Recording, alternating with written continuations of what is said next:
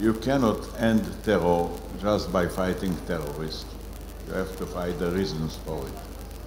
The same is refugees. You cannot handle just the refugees who are flowing in. You have to have a deeper look, see what to do.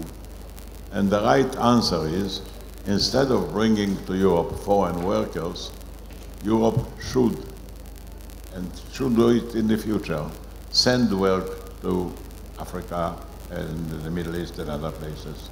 For the first time, a nation, a people, can become great not by taking, not by using force, because you can do it by education, promoting your scientific level. Israel is a small land. We have really very little of anything. But it enables us to become a great country, not because we have land, we don't, not because we have water, we don't, not because we have oil, we don't, but because we have people. Today, democracy is not just the right to be equal, but the equal right to be different. So equality and differences are on the same level. Science is not only changing us, it's all the time changing themselves. Today I can see 3 or 4 innovations in the scientific approach, and permit me to mention them briefly. For the first time, science is touching the issue of prediction. You know, they say, what is more important, a man or a robot? Well, my answer is, there is no robot that produced a human being. There are human beings who produce robots, which means that the human being is superior to the robot. And now people, scientists came to the conclusion, we invested so much in the robots, let's now invest in the human being.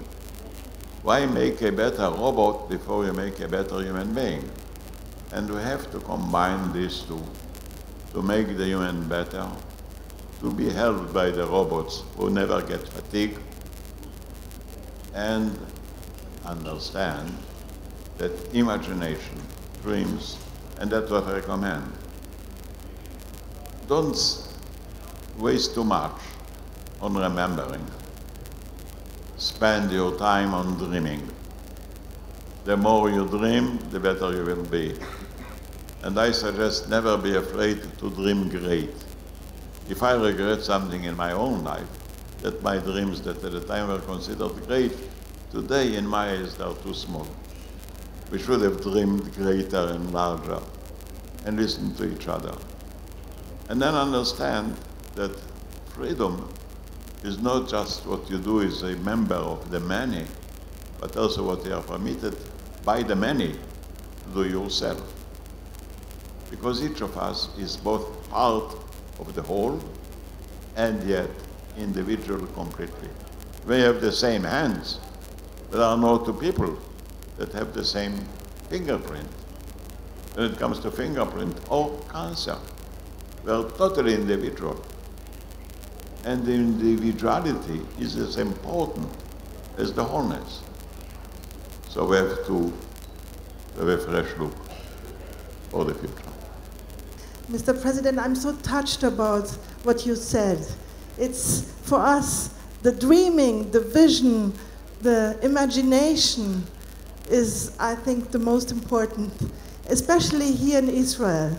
It's so important that we never stop dreaming, never stop imagine, work all with all power what we have to make the world a better place, and have Mr. Peres and Yossi you as our role models. Thank you so much.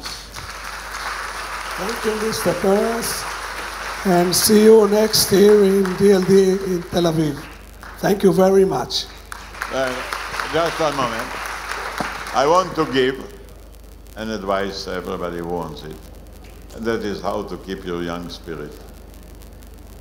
Count your achievements in life. Count your dreams in your mind. If the number of the dreams are larger than the number of achievements, you are young. If you think otherwise, you are old.